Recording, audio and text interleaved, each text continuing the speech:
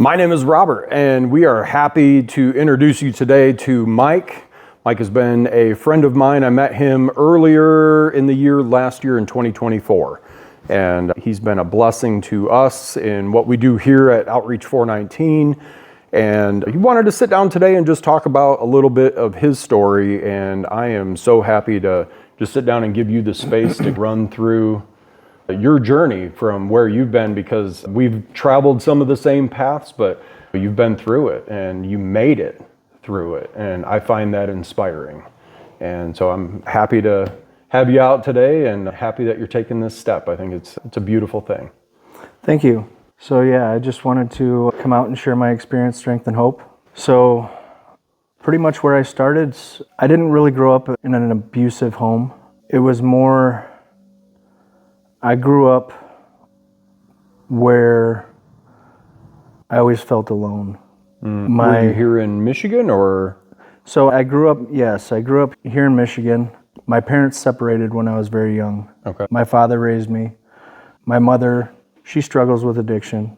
My father, he actually passed away from alcoholism. Okay. So it ran on both sides. Yeah. But so growing up, my father did the best that he could, but I got passed around a lot. It was more passed on to my grandparents, and they did the best they could, but being the age they were snowbirds. They went out west, and so in my later years in high school, they paid my friends' families to watch me, things of that nature. Okay. So that's why I talk about I felt abandoned a lot.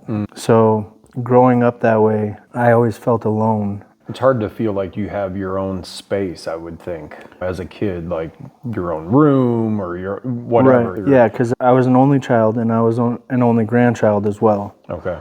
So I spent a lot of time alone. And so therefore I was always searching for something to fill that void. And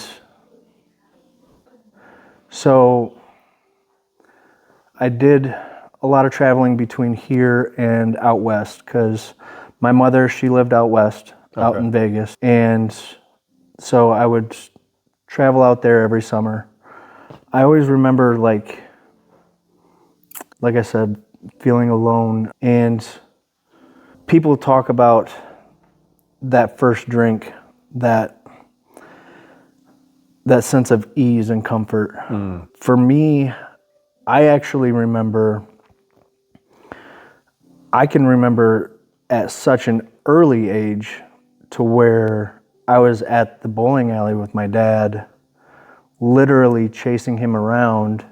I couldn't have been but maybe 4 years old. And I would throw temper tantrums if he wouldn't give me drinks of his beer, only because I liked the way that it tastes. And the carbonation, I can literally remember the carbonation in the back of my throat. That's what I liked about it at that young age. I don't know if it was the effect, but I do remember it was alcohol at that young age, and he allowed it. So fast forwarding into my adolescence, I was always the outcast or felt different, apart, like I didn't fit in. Sure. I played sports with all my friends, but I wasn't in the popular group. Okay. I wasn't good enough in sports to be the jock. Sure. And I didn't want to hang out with the bad group. So I was just in between. I hung out with everybody. So I became more of like a chameleon. Yeah. And I fit in with anybody, but that's also where I felt I spent a lot of time alone, because I didn't fit in. So that's where I really started looking for, I started smoking weed when I was like 12, and that progressed pretty quickly, and my father knew about it because he would joke about it. saying that he knew that me and my friends were getting high and so on and so forth. Yeah. But fast forward through that, I started drinking really heavily later on in high school to the point where I was getting drunk before school. And that's when it really started going downhill. Grades slipped. I didn't care about sports anymore. Alcohol and drugs became... That's your sport. Yeah. That was my focus. That's where I wanted to be. It didn't take very long, and I had dropped out of school my sophomore year. And then that lasted for a few months. Did you feel like your dad, by him not disciplining or telling you to stop or saying, hey, that's not acceptable, did that kind of give you like license, like, hey, I guess this is okay? And see, that's the way that it was when it was with my dad. He wasn't the father that disciplined at all. If he got upset with me, like, he just didn't talk to me, which that even made it worse for me as far as being more abandoned. Because now you're trying to interpret what's going on. So, yeah. So I dropped out of school, and then I remember I made the decision, like, so I was trying to figure out at that time, what am I going to do with my life? Because I'm not going to college, academically or with sports. Yeah. So what am I going to do with my life? And I decided to go into the military. And that was when I was 17. That's where I decided to go. But in order to do that, I had to obviously finish with high school. So I signed up when I was 17. I went back I moved in with my grandparents and went to alternative ed and basically got my high school diploma really quickly. Did my basic AIT, all that stuff. That transition, that made me grow up pretty quickly. And I came back, I guess it fed my ego a lot. Sure. What was your relationship with alcohol like during AIT and after you graduated? During AIT, I can actually remember it wasn't my idea to do it, but I wouldn't say it was because I wasn't that smart. I just didn't think about it. But I participated in it once I saw somebody else doing it, and I think I was talking to Heidi about it the other day. I saw somebody drinking aftershave, and yeah, I remember getting drunk on an aftershave once in AIT. That happened. Wouldn't ever recommend. I can't even imagine how the burp tastes from that. Fresh. Yeah, but so to fast forward through that, I ended up on active duty and I was training for deployment. So when I was in the Army, I went in 2001. I graduated basic training 2 weeks before 9/11. Okay. And once I made it to Fort Bragg, we were going to be, like my company and everybody else, we were going to be the first wave to go overseas. Okay. And I actually got injured. I blew my knee out training for deployment. And that's where everything really spiraled down because a couple of my buddies didn't come back, and I blamed myself for that for a long time. And a lot of people said, well, there's a reason why you didn't go over. But in my head, I was like, if I would have been there, then maybe it wouldn't have happened, type deal. People that don't understand the cohesiveness of a military unit. Right. So I fought, that's where a lot of my depression and everything came from. Now, that's when I had my first knee surgery. Now I'm being fed Percocets, and then I start drinking on top of it. I'm mixing both. Yep. And I can't go to the motor pool. I can't do what I signed up to do. So I start acting out. Basically, I don't know the word I'm looking for, but I kept getting wrote up. Make a long story short. Yeah. And they ended up putting me out for patterns of misconduct is what it was. I fought with that for years. Like right after I got out, that's when about a year after I got out, that's when I dove into methamphetamine.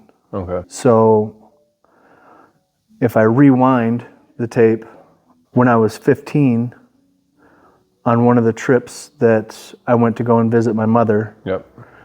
she was actually the first person to ever introduce me to methamphetamine. Okay. And I only did it that one time, but that kind of opened the gate Sure. for later on in life, Yep. because that was my niche. I didn't want weed or any of that anymore. That's where I went after the military. And I very quickly ended up on the streets, homeless, out in Arizona. And that lasted for about 9 months. And family didn't know where I was. Nobody did. They didn't know if I was dead, alive. And all of a sudden I just popped back up. When I finally said I had enough, I got sick and tired of being sick and tired. Yeah. And I asked for help. Luckily, my uncle was in AA in Vegas, and that's where I went. He got me into sober living. That was the very first time that I got sober. Sure. That lasted a year and a half, but I only did it. I still had reservations. About getting sober? Right. Okay. Like I still had reservations, meaning the only thing I really wanted was I didn't want to be homeless anymore. I wanted to have a job. I wanted to have my life back. I didn't really want to get sober. Yeah. That's not what I was after. I wanted my life back. And that's what I got. Sure. By getting sober and working the program, that's what I got. I got my life back. But once I got my life back, I didn't need the program anymore. And I stopped working the program. Yeah. My dad fell on hard times, and I ended up moving back up here. It didn't take much longer after that, and that was my first relapse. And that first relapse, I was out for a few years. Okay. And it was only drinking for a long while. And then it got into some pills, Oxycontin, things of that nature. But eventually, I moved back out west, and it was right back to methamphetamine. And it wasn't that long, and I was homeless on the streets in Las Vegas, and right back where I was Yeah. prior. It doesn't take long. It's crazy. Right. Yeah. And it was the same as before. I got sick and tired of being sick and tired, and then I asked for help again. This time I got sober. It lasted 2 years. Okay. And During that period of sobriety, were you working a program at Yes. all? Like sponsor Yep. or okay. so every time that I've gotten sober Yep. was always in AA. Okay. And I always followed the program as suggested. And I think that's why I was able to get long periods of sobriety like that, Sure. because I was always working a solid program. I always got the sponsor, Yep. did what was suggested, but again, Did you have it in the back of your head? I'm probably going to use again one day. Or at some point it were you wasn't- convinced I'm doing this sober thing? it wasn't reservations like I'm gonna drink again or I'm gonna use again. Sure. It was more so just that I just wanted my life back. Yeah. Really. Yep. And then once once I got that back, then I started taking credit for everything that my higher power and everything that the program, all the gifts that I was given. Yeah. I started taking credit for all of those. And it doesn't take very long before you relapse. Yeah. Me anyways. Now, after those 2 years, obviously, I went back out, had to test the waters again.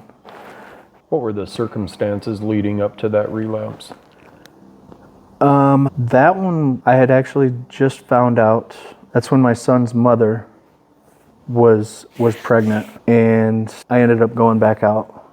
And during that relapse, I ended up out in LA. Okay. For whatever reason, I can remember the reason. I just followed 2 other people. We hopped on a bus and went to LA. I didn't know that we were going to be living in a park, but that's what ended up happening. We ended up living in MacArthur Park, downtown LA, and then I ended up bouncing between MacArthur Park and Skid Row for about,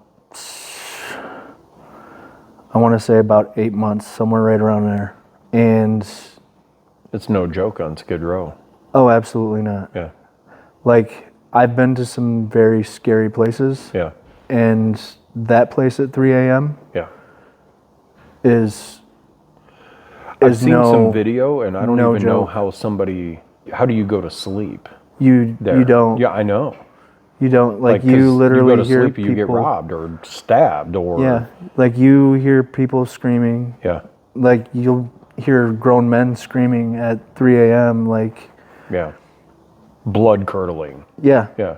And yeah, it was very scary. And so I did that for about 7-8 months. And so they have what's called street cleanup out there, where they have crews that come through and clean up the homeless areas. Yeah. Because they can't just let you live in the filth. Yeah. And they can't put you in jail or whatever. They just make you pack up and move. There was one officer that worked for the LAPD that I ran into on 3 occasions, one right after the other. Her name was Officer Hugh, and she actually treated me with compassion versus judgmental. Yeah. And she took the time to actually talk to me and get to know me. Once she found out that I was a veteran, she was like, "What are you doing out here?" She was like, "If you really want help, I can get you help and I can get you off the street right now." I played with that idea, but I wasn't quite ready yet. Sure.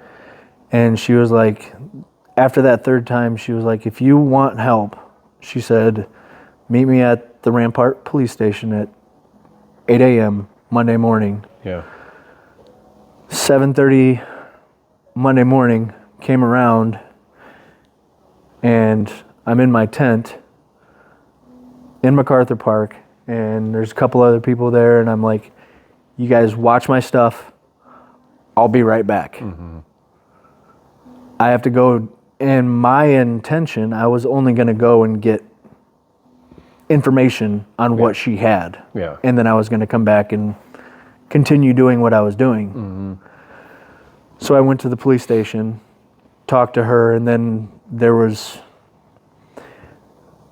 he was like a drill sergeant, another officer there. Sure. And it was called like the RIT team. And this other officer basically, he wasn't so compassionate. He basically told me, he said, "If you don't take the help that she's giving you right now and take the help that everybody else that is here right now," he said, "next time I see you," he said, "I will make something up if I have to. You will go to jail." And I was like, okay. So that started me on my next period of sobriety. I got into the Homeless Veteran Center in Hollywood, and that period of sobriety lasted me 3 years. And so my son was born in August of 2016. I got sober October of 2016. So he was 2 months. I always thought it was funny, and I always joked about it. He's 2 months more sober than I am. So, yeah, those 3 years, those were, up to that point, like, those were the best 3 years of recovery that I had. Like, I was so strong into recovery. I was sponsoring guys. Like, I was really strong into recovery. And so this is what's really scary about the addiction is if you diagnose me with any other disease, any other terminal disease, I'm gonna seek treatment. Sure. And I will do whatever I need to do to not die. Yeah. But you diagnose me with alcoholism or like drug addiction, Yeah. and I'm gonna need a drink or a sack to try and figure out what's wrong with me or how to get through it. Yeah. And it's my voice that convinces me. If it was somebody else, it would be easy for me to tell you to shut up. Sure. If you were telling me, hey, let's go. Yeah, let's go score some dough. Yeah. Yeah. It would be You'd easy like, for "What?" me. Yeah. I'd be like, but if it's my own voice in my own head, Yeah. oh, it'll be different this time. And it's that lie Yeah. that I tell myself every single time. Sure. And I would convince myself, and that's where usually it would always start, whether it be a drink, or I even found that just hanging out in certain spots. I hang out in those spots long enough, Yeah. eventually I'm going to convince myself one hit ain't going to hurt. And it might not that first time. Sure. I might get away with it that first time. But if I get away with it that first time, then that lie gets a little bit bigger. For sure. And I'll be like, I got control of this. Yeah. And then I lie to myself a little bit more, and I'm off and running again. And eventually, Complacency is a slippery slope. eventually I'm right back Yeah. on the streets, shooting dope, Yeah. doing the same thing in the same place. When I was sober for those 3 years with my son, everything was great, but again, it was the same thing. I slowly backed away from the program. I stopped calling my sponsor. I stopped working the program, and I made my son my higher power. I made his mom and him like they were the only thing that were keeping me sober. That was my focus. And then my father passed away from alcoholism. And I came up here to deal with that, and they came up here as well. And shortly after his funeral, he had a sister, my aunt. She actually died 2 weeks after he did. So me being the only child and grandchild on my dad's side of the family, that left me now the only person left from that family. They both died. And now I'm up here dealing with all of that. I inherited the house, all that stuff. I have to try and figure out what I'm doing with all of that. Yeah. I don't have my support system. I don't have the program. I don't have none of that. I put my son and his mom on the plane to go back out to Vegas. And I can remember I kissed my son, put him on the plane, and I was like, I'll see you soon.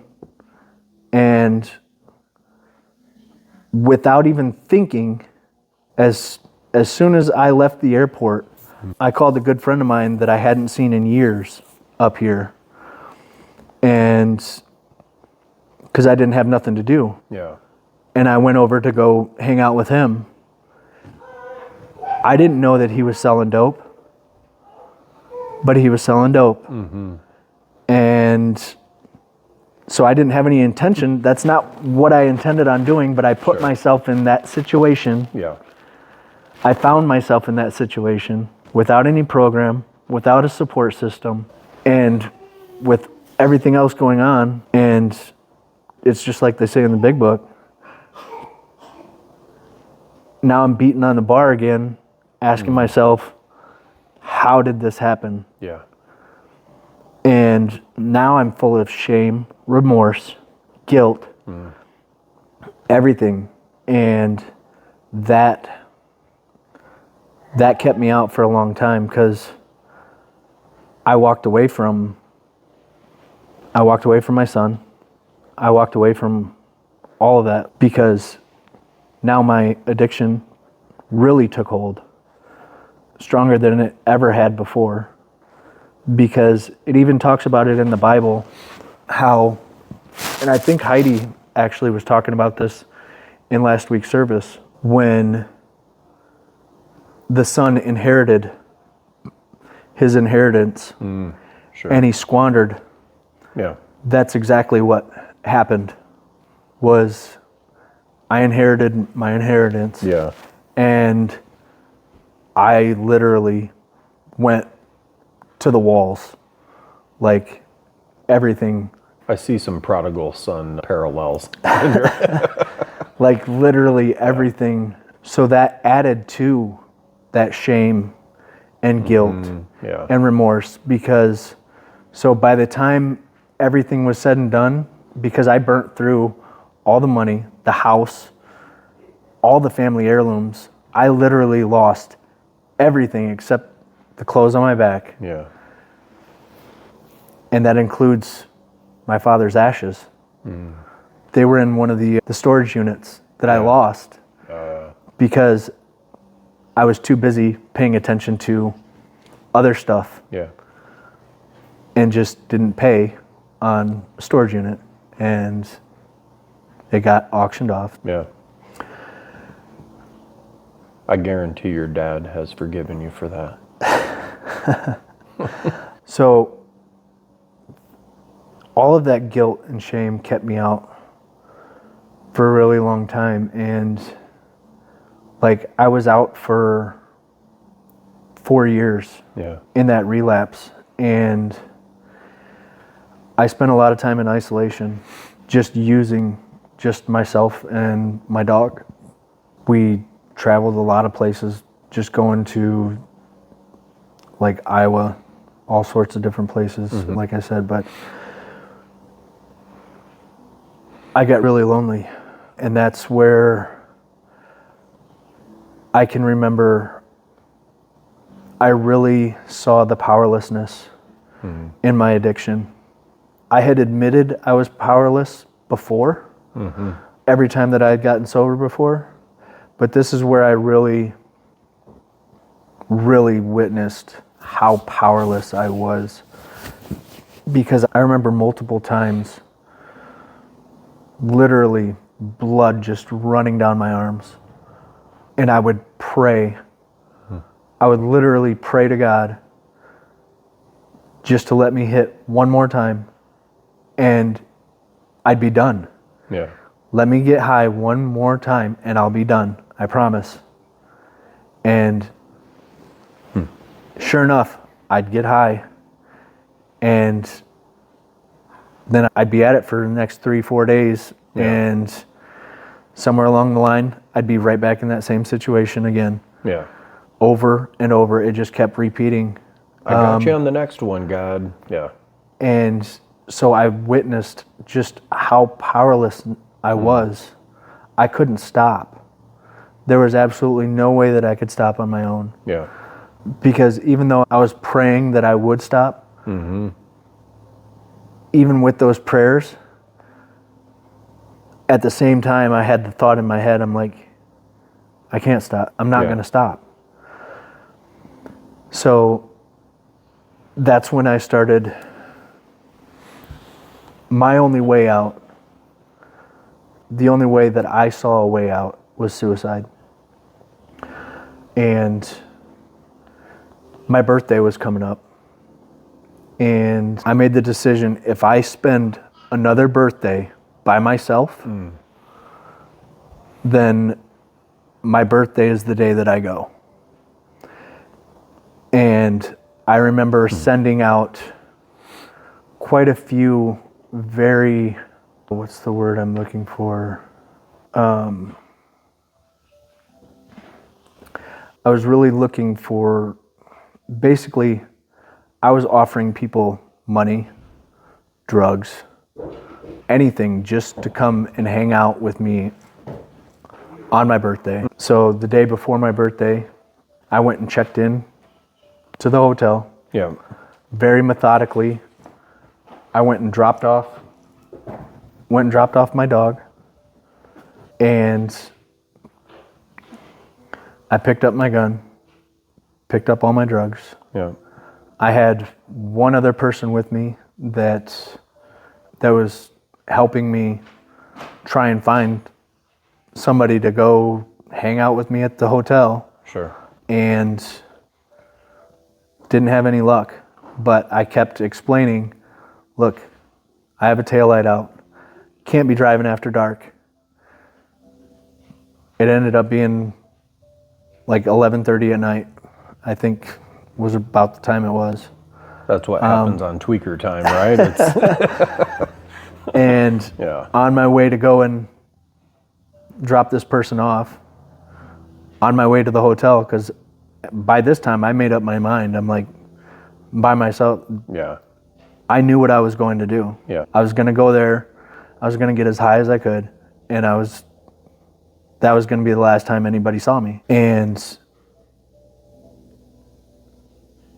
pretty much right after I left that house, I got pulled over for a taillight.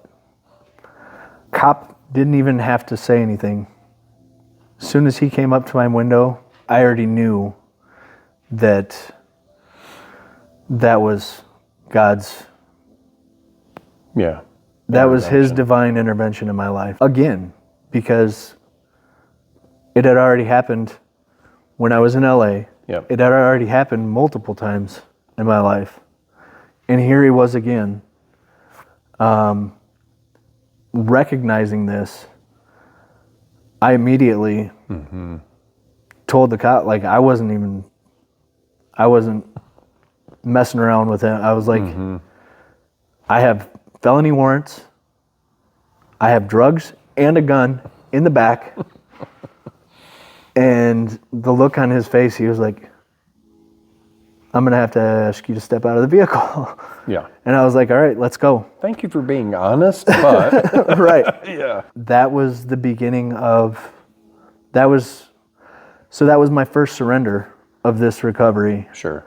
When I say first surrender, that was me saying I'm done. But I really learned what surrender was when I was in jail. Because once I got in, I really dove into recovery. Yeah. Because I knew that's what I needed. Yeah. I knew it was going to save my life. I got a hold of my uncle. He sent me a big book, and I got a hold of the Bible. Those were the only books that I had. And I started reading them, but I wasn't fully focused. I was still joking around with the guys, playing games, doing this, doing that. And for quite a long time when I was out, I suffered from a inguinal hernia that I never got taken care of. Yeah. It was pretty big. And once I got moved to the back in jail, one day it got strangulated. And I feel that was another wake-up call. He was like, look, you need to, this is even more of a timeout. Yeah.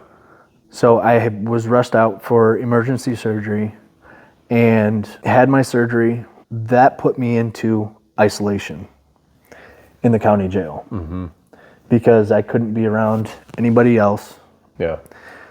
Because they'd be liable if I got hurt. That put me in the front in booking where I had no access to TV, no access to radio. I was in a one-man cell all by myself. Lights are on all the time. Yep. I've been there. Because I was under observation. Yeah. It was the observation cell. And Paper suit, or were you wearing no, actual? You I had your jumpsuit. I had my jumpsuit. Okay, all right. And I had my big book and my Bible. Okay. So once I got in there and I had that, once I was in there long enough, I started really realizing like maybe I was put in here for a reason. No distractions there. Absolutely. Yeah. And that's where I really dove into the book. Yeah.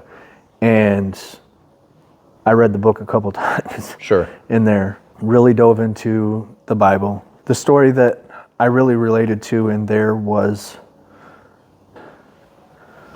when he was in the whale, how God basically took him and put him where he needed to be and gave him that time out. So I was in there for 27 days. Okay. It's a long time to be in booking with the lights on. Yeah. So, yeah, I really... Do you have a bed in there, or was it a mat? It was the concrete slab. Concrete slab, yeah. Yep. Concrete slab and a mat. Yep. And then I got moved back to the gym where I spent the next month. I got really lucky when it came to my case. It was the first time that I ever got in trouble. And make a long story short, they really took it easy on me. I only ended up getting time served and 2 years probation. I also had another case that I ran concurrent with that I got the same thing on, when they really could have put it to me and I could have served multiple years. And it's only God's grace that it played out the way that it did. Now, since I got out, I've done everything according to the book. I'm a big 12-stepper. So I got my sponsor and was going to meetings up in Lansing for about a year before I moved to Carson City. That's where I started going to the MAC. That's when I met you. Yeah. And started coming to Outreach 419. But the only thing that I can really say is the only thing that I really know to do different from any of the other times, the only thing that I am doing different now is living in a constant state of surrender, working, staying plugged in, continuing to work a program, because without my higher power and without program first, everything else is going to fall apart. Yeah. Because I've proven that to myself every single time and time again. My life today, I mean, it's not some huge, extravagant life, but it's a life that I couldn't imagine. I couldn't imagine being where I am today. Yeah. 2 years ago. Two and a half years ago, yeah. a year and a half ago. In my sobriety, I was isolated, living in a basement, going to meetings, and working on myself. But at that time, I was praying for God's will for me, praying for, I guess, what I want out of life. Okay. But more so praying that my will and God's will line up. Sure. That's a big prayer. Yeah. And this is where where my life really gets full, is growing up alone and abandoned and all the time. I never really had that family. And then prior to this last relapse, my dad and my aunt passed, so I'm the only one left of my family. I have no family left. Yeah. that was like the biggest, probably the biggest part of my prayer as far as my will and God's will, is that I just wanted him to put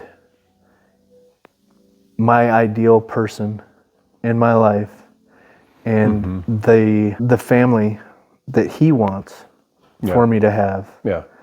And through just by, and like I said, I was in a basement by myself a year and a half ago. And just by continuing to do the next right thing, going to meetings, that's all I was doing. I just kept going to meetings, talking to people, introducing myself to people. Sure. And that's where I met you.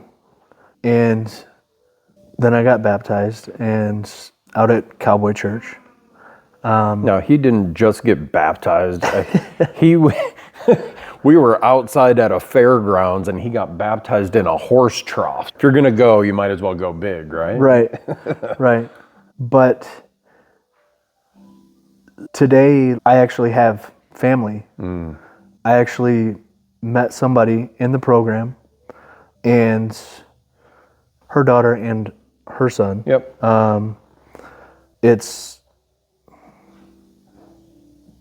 I couldn't imagine, like, it's just all come together. And not only that, but it's her entire family has accepted me, and they know about my past. Sure. The not so good parts. Oh, they know everything. Yeah. Like I don't hide anything. Yeah. They don't hold that stigma, and they've accepted that, and I couldn't ask for anything better. It's beautiful when you find that peace, right? And it sounds like to me, just from earlier, in life, that isolation, that feeling alone, I'm feeling abandoned almost. Now with family, and not just family, but community, right? Like you have your recovery community, you're very intentional with your time and what you choose to plug into, but it's always community and people. And I think that's a puzzle piece in your life that... Absolutely. And so the other thing that I would really want to touch on is that kind of helps me stay focused is the service work and giving back. Sure.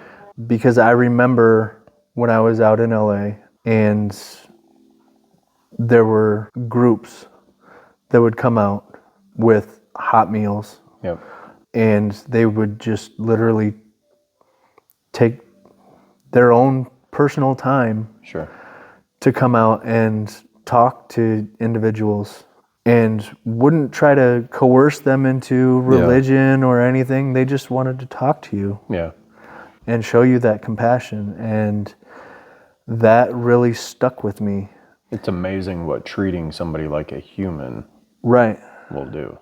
And by that sticking with me, that's something that I carried with me throughout my recovery, throughout the years. And I always did it on my own from time to time. Just, I would go out and hand out stuff, but I always handed out socks. That was one of my big things, because I remembered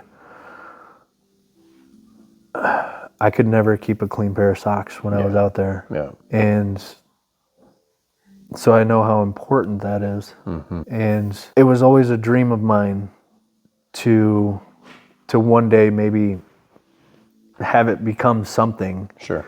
Something like what I saw out in LA. And after meeting you and Heidi, just by openly communicating with you, you guys have made that dream become a reality. Well, you're making it. We're just encouraging you along the way and helping out where we can. So yeah, Ashley and her daughter, they're a very big part of that. Yeah.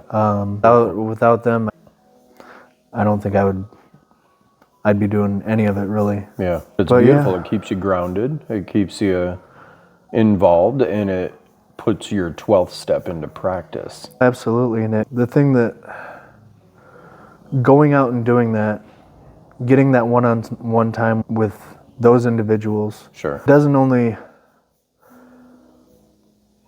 yes, it's helping them, Sure. but at the same time, it's giving me that I'm remembering what it was like. Yeah. I'm getting those visuals. Yeah.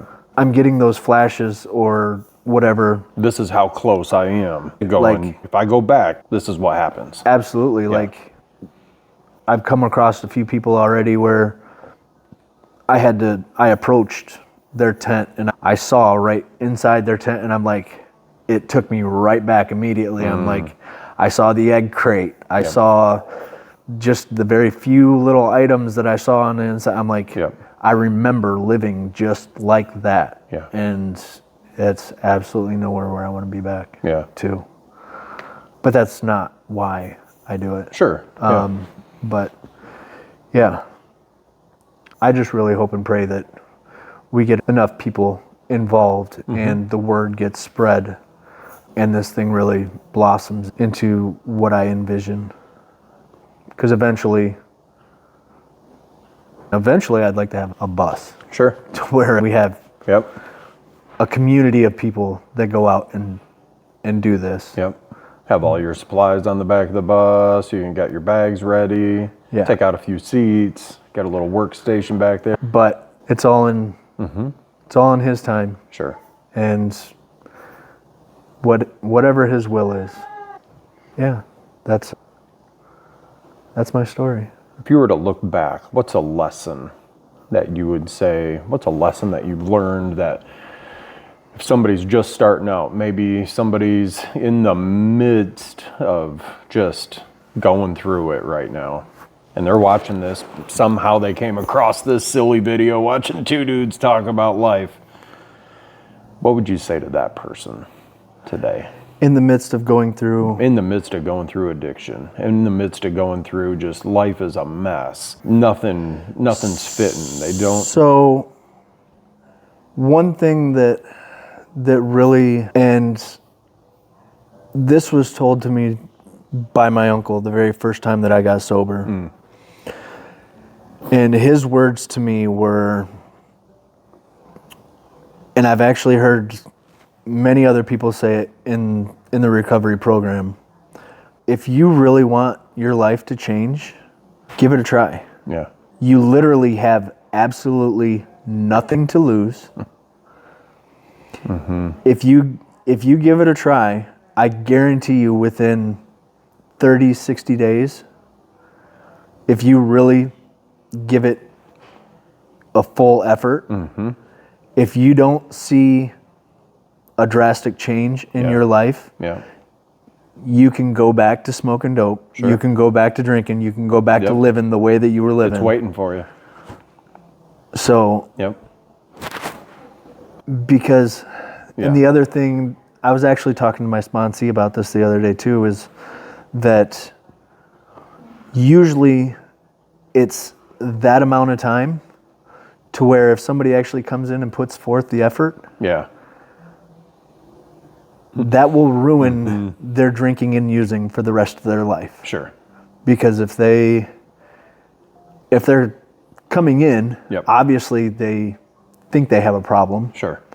Or somebody in their life has told them you've got a problem. Right. Yeah. So from that point on, if they do go back out and use or drink, whatever the case may be, that thought will always be in the back of their head of, I probably shouldn't. Why am I doing this? I don't think I should be doing this. Yeah. You know what I mean? Yep. So that's why, little Jedi mind trick. Yep. Yep. I love it.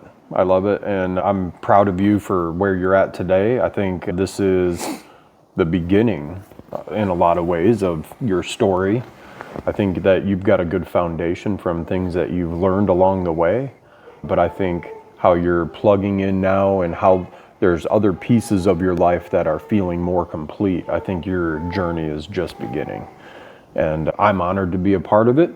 And I'm here to support in whatever way we can. So we love you. Love you too. Yeah. Friends, if you're thinking about it, if you're thinking about, hey, maybe this sober thing might be for me, maybe it's not, who knows? Maybe somebody in your life is saying this sober thing should be for you. Give it a try. Really, like Mike said, what do you have to lose? The bottle will still be there, the dope will still be there. But what if your life could look different? What if? What if your life doesn't have to look the way that it does right now? So I encourage you today, just think about that and think about what that first step might look like. And reach out, because community is really where it's at. Addiction loves isolation.